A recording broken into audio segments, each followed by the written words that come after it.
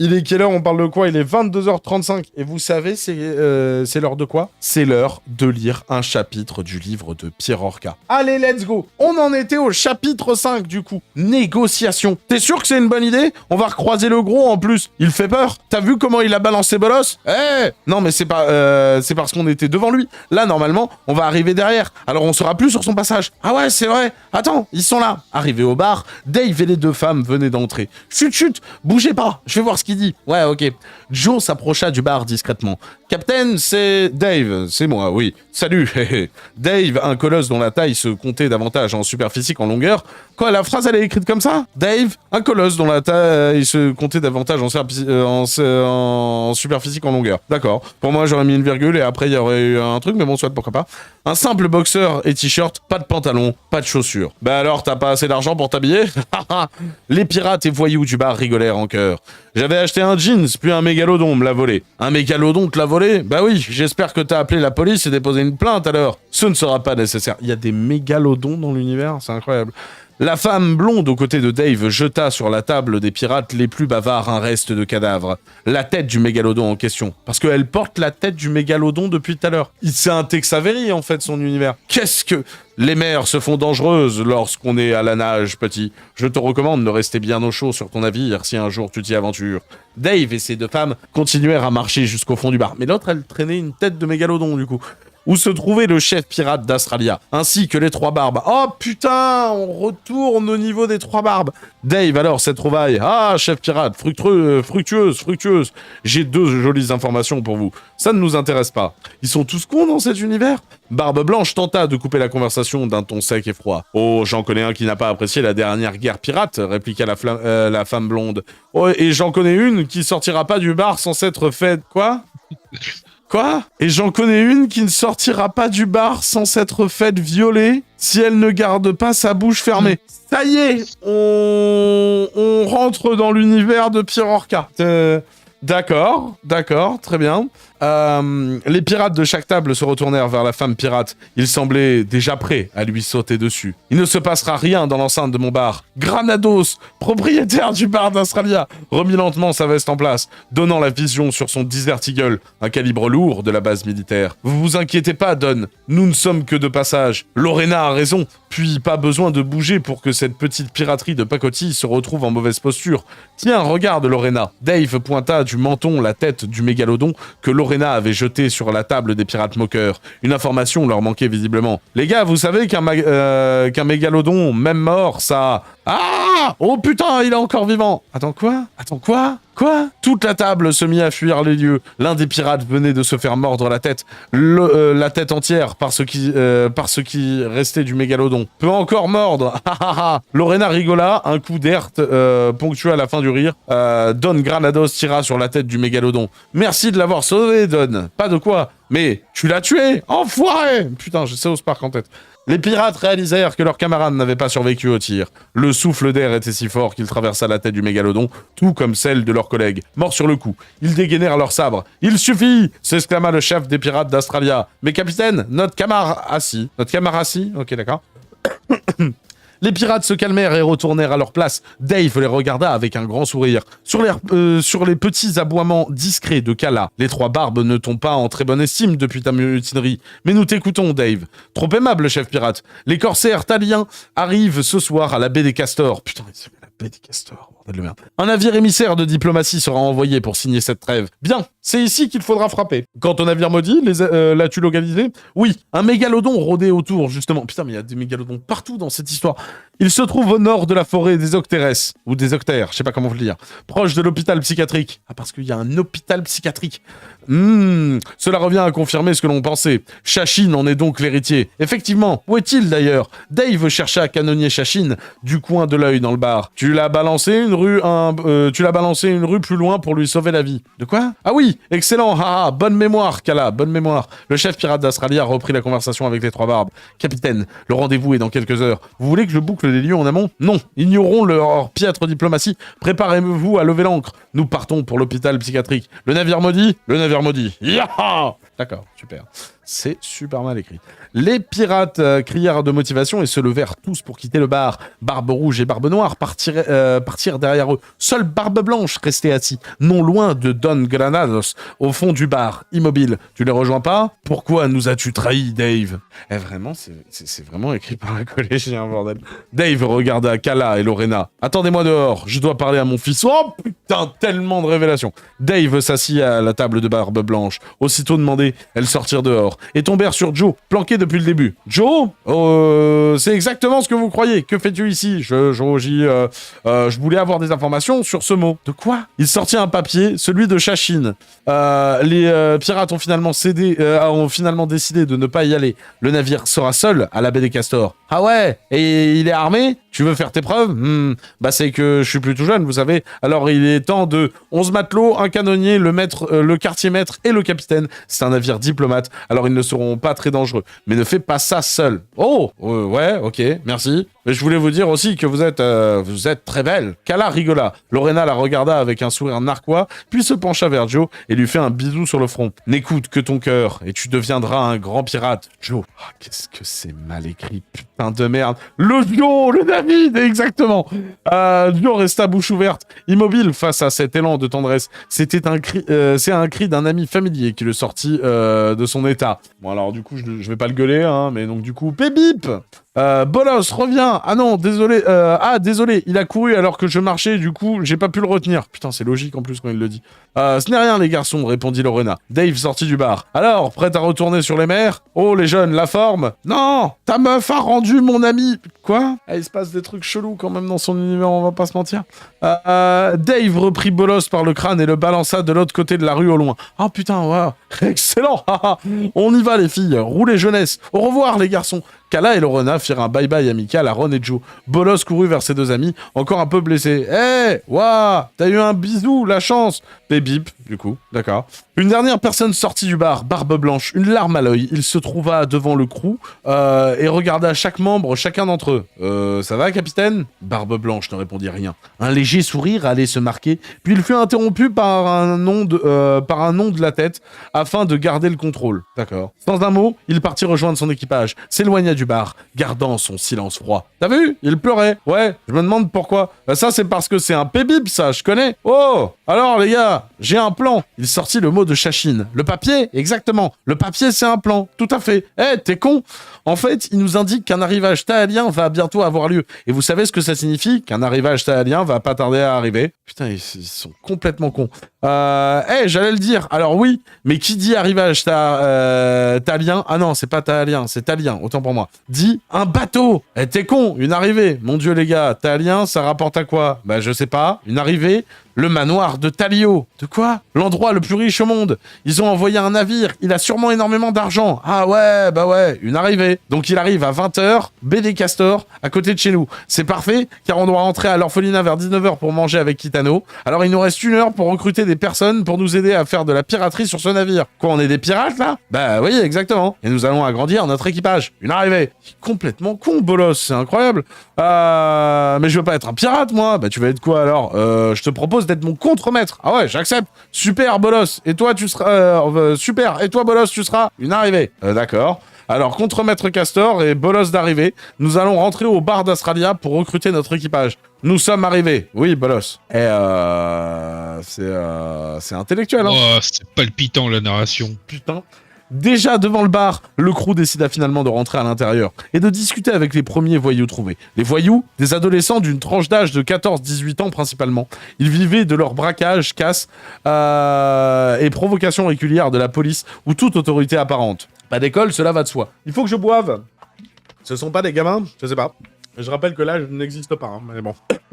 Pas d'école, cela va de soi. 30 d'entre eux se démarquent de la bande. 3 d'entre eux se démarquaient de la bande, composée d'une dizaine de membres. Voyou Casil, voyou Miguel, voyou Pavel. Ah mais c'est leur caste, c'est ça? C'est comme dans Pokémon, gamin Joseph et toutes ces conneries, c'est ça? Ils vont nous parler de short. Casil était agile, mais son agressivité et ses pulsions régulières envers les femmes posaient problème. Ça commence super bien. C'est pourquoi Miguel était le chef de la bande. Il supervisait Casil afin de le contenir dans les moments où il dérape. Miguel était particulièrement agressif à l'oral. Sa manière de parler lui avait valu une exclusion permanente et définitive de l'école d'Astralia. Il aurait pu se faire condamner à de la prison, mais lors de son arrestation par la police, son agressivité était si insupportable que les policiers ont décidé de le relâcher alors qu'il était menotté dans la voiture en direction du commissariat. Pavel était le plus raffiné des trois, spécialisé dans le vol et le braquage furtif. Pourquoi il y a des majuscules? Plus silencieux que ses deux camarades, mais bien plus malin. Ces trois voyous formaient une sorte de crew, les jeunes voyous les plus réputés d'Astralia. Ils étaient ensemble à une table, isolés des autres. Bon alors Bolos, afin de nous protéger car tu es le plus fort de toute la surface, tu vas garder l'entrée du bar, ok? Ok, ouais, je connais. Super, tu bouges pas et on revient. Ron et Joe firent les premiers pas dans le bar. Faut pas qu'ils viennent pour nous protéger plutôt, t'es fou, il va nous faire tuer, ouais. C'est eux, ok c'est eux je crois. Laisse, je m'en occupe Joe. D'accord. Ron et Joe s'avancèrent à la table des trois voyous. C'est Ron qui prit la parole. Eh salut les gars, je m'appelle Ron et lui c'est Joe, Joe le pirate. Allez vous faire enculer tous les deux. Ah ouais, lourd. Attends quoi? Qu'est-ce que c'est que cette histoire? Attends Ron, je m'en occupe. Bonjour messieurs, je suis capitaine Joe le pirate. Je souhaiterais agrandir mon équipage. Les trois voyous se tournèrent vers Joe. Miguel reprit. Bah nique ta race. Ils sont sudistes je crois. Mais peut-être qu'il dit bonjour comme ça, s'interrogea Ron. Oui mais je te reconnais toi, c'est Casil. Mais ouais c'est ça, t'es Ron le castor. T'es le mec qui marave les étudiants à la sortie des cours. Ah ouais ça arrive, avec Bolos. Ouais je me souviens, c'est un bon Miguel, lui c'est un bon. Ok, asseyez-vous les débiles. Miguel mit un grand coup de pied sous la table pour leur avancer des chaises contre eux. Un geste violent d'une grande amicalité. Quoi? Joe et Ron se regardèrent d'un air incompréhensif. Donc tu veux faire ton truc pirate là? Alors ouais, c'est pour former un plus grand équipage et c'est quoi l'arnaque? Pourquoi tu veux faire un équipage de merdeux? Non, de pirates. Je t'emmerde. Ah ok. Genre, on dirait une réunion du crew, hein. Franchement, hein. C'est très clairement, on dirait une réunion avec Plisken et tout. Hein. Sauf qu'on va pas vous le vendre sous forme de bouquin. Joe regarda les autres, se questionnant sur le bien fondé de la conversation. Pavel reprit. Bah continue ton explication. Ah bon, ouais, alors il faudra un grand équipage pour braquer un navire. Il y a combien à la clé? Demanda Casil. Bah je sais pas, des GS, en tout cas c'est sûr. Tu sais même pas combien tu vas braquer? Bah c'est sûr qu'il y a de l'argent, mais je sais pas combien en fait. T'es un guignol en fait. Bah non. Il est où ton navire? À la baie des Castors, il sera là à 20h. Et y a qui dedans? Bah y a des marins, y a des matelots, ouais, t'es un guignol, quoi. Tu sais même pas qui tu vas braquer. Bah, les gens habituels d'un navire, moi, je sais pas, moi. Ah, attends. Joe reprit le mot de sa poche pour le lire. C'est un arrivage talien avec des diplomates. Il y aura énormément d'argent, c'est sûr. Talio, c'est l'homme le plus riche du monde. Ouais, je sais qui c'est, ce fils de pute. Il a manifestement des informations que nous n'avons pas, chuchota Ron. Alors, du coup, vous marchez? Miguel regarda Pavel et Casil. Un léger hochement de tête de la part donna la réponse. Ouais, je marche. Ça, c'est rapide, hein, quand même, hein. Yes. Alors on va y aller maintenant. Le temps d'y aller, on sera un peu en avance. On pourra échafauder un plan et tout. Il faudra songer à récupérer un peu de bois dans ce cas. Se disait Ron. Quoi? Bah moi que tu veuilles un échafaudage faire. On va vraiment braquer un navire avec ce guignol, répondit Miguel. Eh, j'en ai marre d'entendre le mot guignol, toi. J'en ai marre de t'entendre dire le mot guignol, toi. Guignol. Répète-le encore et je te balance ta table dans la gueule. Ah bah tiens. Ça, je reconnais ça. Ça, c'est des skills qu'a le fils de Pirorca. Ah ouais, guignol. Et ouais. Ron se leva d'un coup de sa chaise et s'apprêta à retourner la table pour l'envoyer sur Miguel. Mais une personne interrompit son action. « Silence, les gosses! Le baron va s'exprimer. Hé, qui t'insulte de guignol ?» cria Bolos en entrant dans le bar. Oh, bordel de merde. C'est qui ce guignol encore? Vos gueules! Don Granados tira avec son Desert Eagle, un son lourd et profond. Même Bolos se calma. Putain, alors là, si même lui il se calme.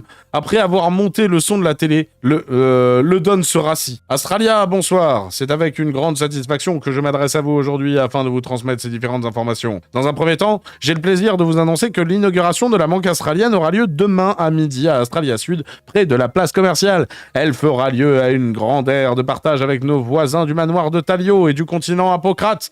Mais elle vise également à monter la solidité de nos défenses et de notre technologie de pointe grâce au talent de Madame Clark, dont je félicite chaque jour le travail. C'est pourquoi j'aimerais prouver au monde entier les forces de nos défenses australiennes en invitant tous les voyous, bandits et autres criminels à venir demain à midi durant l'inauguration. Vous êtes conviés après le discours d'inauguration à braquer, cambrioler, piller cette banque, si toutefois vous y parvenez. J'ai discuté avec nos chers collègues de la police Nord. Une dérogation exceptionnelle aura lieu lors de durant cette journée. Concernant cet acte, aucun crime à l'encontre de la banque australienne ne sera retenu contre vous lors de la journée d'inauguration. Les criminels réussissant à pénétrer l'enceinte de la banque seront récompensés pour leur capacité hors du commun et différentes offres d'emploi leur seront proposées, telles que rejoindre la police d'Australia ou la base SCP. Waouh, t'as entendu Miguel? Faut le tenter ce braquage, c'est Scamacasil. Ça pue l'arnaque leur truc, ça sent les snipers embusqués qui vont juste te descendre d'une balle si tu réussis. Silence les béros, répéta Canados. Pour ce qui est de notre deuxième point de la journée, j'aimerais annoncer que la base SCP enverra une escouade au croisement des quartiers excentrés côté Est afin de sécuriser une anomalie qui a été détectée. Une procédure habituelle dont la police fera partie afin de sécuriser les lieux durant le protocole. J'invite les insurgés du chaos à ne pas se joindre à cette procédure quelconque afin de laisser les autorités compétentes faire leur travail. Il y a tellement de l'or en si peu de temps, je suis perdu et en même temps je m'en fous. Il y a même des SCP, putain. Mais oui, bien sûr, depuis le premier chapitre. Cette déclaration se conclura par un dernier point, un événement exceptionnel, une trêve au sein de la piraterie. Ce soir aura lieu une rencontre exemplaire entre la piraterie australienne et les corsaires taliens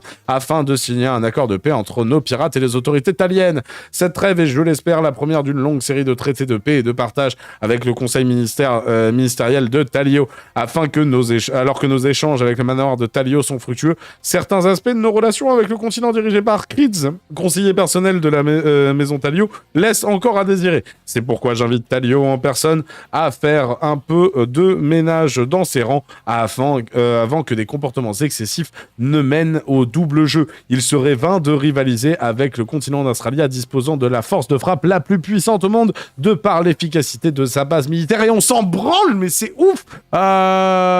Nul ne serait capable de rivaliser avec nos hommes de la base SCP, les hommes les plus forts et entraînés de notre monde. Dieu seul aura le cran de les défier de face. Quoi? Cria Bolos. Mais tu vas fermer ta gueule, le chauve, répéta à nouveau Grados. Je remercie également une nouvelle fois Monsieur Stafford pour la qualité de son studio et pour toute son équipe afin de faire parvenir mon message au continent d'Australia. Il pense à l'ingé son. Franchement, c'est génial. Qui était le monsieur qui parlait là du coup?